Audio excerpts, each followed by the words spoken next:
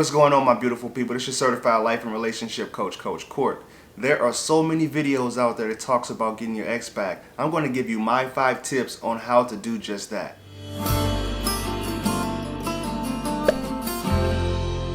Thank you for sticking around. If this is your first time viewing me, do me a favor and subscribe to the channel by clicking that subscribe button and ringing that bell so you're notified for the newest content. In today's video, I am going to give you 5 tips to get your ex back. Now, there are so many coaches out there, there are so many programs, so many courses, so many videos that are telling you how to get your ex back, or they're trying to teach you how to get your ex back. But I want to give my take on things. And this is if the relationship isn't something that's toxic, if it isn't something that's unhealthy. The very first thing you want to do is to do absolutely nothing.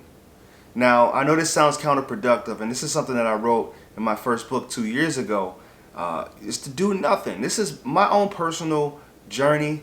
You know, the very first thing that I had to do was to give her that time, that space, go into no contact, and work on yourself. And I'll get to that later on down the line, but your very first thing is to do nothing. And the reason you want to do that is because you want to reset their mind about you. You want to push them to that neutral state of thinking about you. Because at the end of the relationship, if you were somebody that was fighting for it, if you were reluctant to give them their space and give them and respect their wishes, then they're going to not want to even consider coming back to you, because it was a really tough and a really difficult thing for them to do. Letting you go wasn't a simple task. So you want to let them know that, hey, I am okay, I am comfortable with being in my own skin, I can pull back, I can let you go out and do your own thing, and, you know, give you that time to reconsider this thing. And if it's something that she wants to do or he wants to do, it's going to be something that they're going to do on their own. You know, there's nothing you can say, there's nothing you can do at this point. Like, if the relationship was a lengthy relationship and they've had time to think about breaking up with you, and they've had time to think about the benefits and the cons of being in a relationship with you, then there's nothing you can do. So do absolutely nothing. Pause. It's like the one quote: the best way to clear muddied water is to be still. The second thing that you want to do is to work on yourself. Now, I know you see this all the time. Work on yourself. What in the world does that mean? It's too cliche. But working on yourself, for me, I'm going to define it like I defined in my first book, Fruitful Seeds: How I Planted My Seeds for Growth Throughout Separation and Divorce. This is on Amazon. Shameless plug. If you want to go out and check that out, you can get the free audio book too on Audible. So go ahead and check that out. But the second thing is working on yourself, and what that means is bury yourself in personal development. Learn what you need to learn in order to show up better next time. Enroll in that school of hard knocks. Learn everything you need to learn. Fill in your knowledge gap and correct the issue that was the problem in the first place. When you guys broke up, if they broke up with you, chances are it was something that was going on, something you were doing, something you were saying or behaving that caused for them to leave you. So you need to really turn inwardly, figure out what it is you need to work on, and correct that issue. Because if you don't, even if the person was to come back to you, you're still going to be the same person that they left, which is going to cause them to do what? They're probably going to leave again.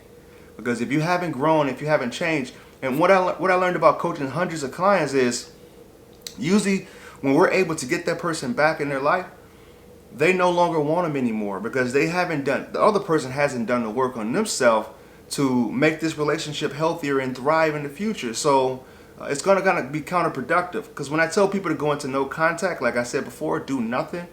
When I tell them to go into no contact, they struggle to do so. They struggle, or they go into no contact in the wrong way. They go into no contact thinking like, all right, I'm just going to sit around and, you know, cross off the days until I can reach out to them.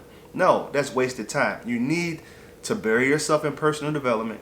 Get back to hanging out with your friends and your family again. Reconnect with the people that you probably cut off, because when you're starting to panic, you give that person pretty much all of your free time. So get back to reconnecting with them. And the next one is just be patient. All right, this is kind of going to go along with the no contact and doing nothing. Be patient, but not only be patient with them as far as like if they want to change their mind and come back to you, but you need to be patient with yourself. Healing is a process. I tell people all the time, it's going to be hills and valleys. One day you'll be on the top of a hill, and you're feeling like, man, this is great, I'm over this, I've finally reached that acceptance stage. And then there's going to be days where you're in a low valley and you just can't get out of bed and you're just struggling.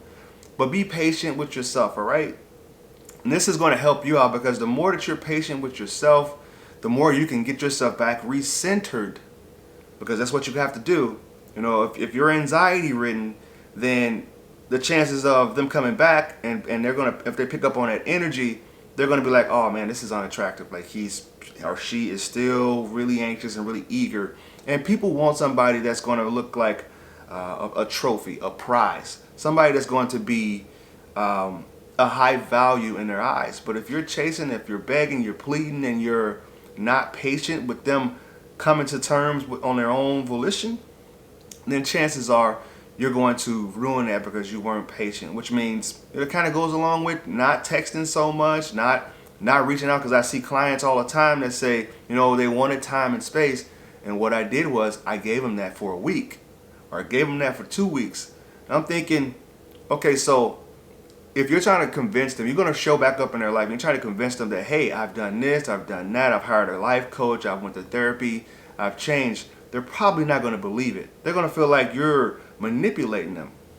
And that's exactly what you're doing, because you're not only kidding them, but you're kidding yourself when you can't be patient and you can't let the process work for you. You know, that silence is a gift. Gift them that silence so they realize that, hey, I don't really like this gift. This is a gift that, you know, the ugly sweater people get for Christmas, like, or the knitted whatever you get from your grandma, like, I don't like this. Like, nah, I think I want that person back in my life.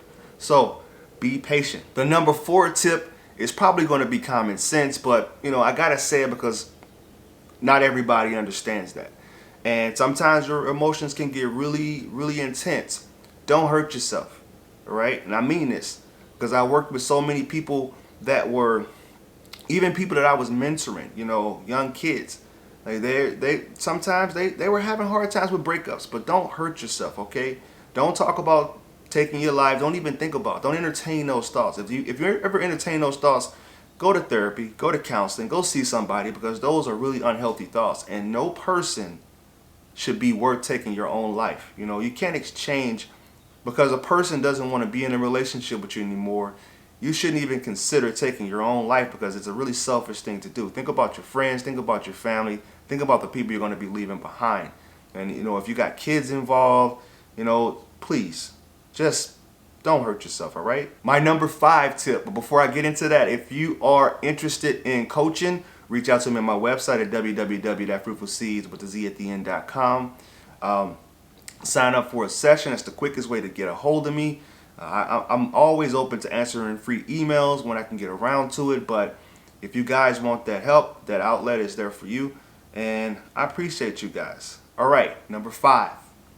Do not do anything silly on social media. And silly means posting negativity, posting excessively, really changing your habits of posting, because they'll be able to pick up on it. If they see that there's some type of influx in posting, or it's not as consistent as you used to post back in the day, or back when you guys were together, then they're gonna sniff it out, and they're gonna know. They're gonna be like, you know what? This person is doing all these things, trying to make it seem like he's living this or she's living her best life. But realistically, you know, they're probably struggling, because the person that I was with, he wasn't or she wasn't as excited about life as what I'm seeing on social media. Or this person is posting all these sad quotes, posting these memes and these songs about intense emotions and heartache. You know, that is something that you're going to want to keep to yourself, keep in the back, because not only is she going to pick up on it, other people are going to pick up on it too. Like if you go and you try to start dating again, let's say that person that was waiting for you to get out of that relationship or was interested in you, and you're posting all this sappy stuff on Facebook, they'll probably think that you're emotionally unstable and that you're no longer a catch, like you're not handling this thing well. So realize that, you know, that's a bad move to be posting those things on social media. So if you found this video of any value, please like, comment, and share. Reach out to me on my social media accounts. Twitter, Instagram, Facebook is I am Coach Court. TikTok is I.am.coachcourt. Thank you guys. I will talk to you soon.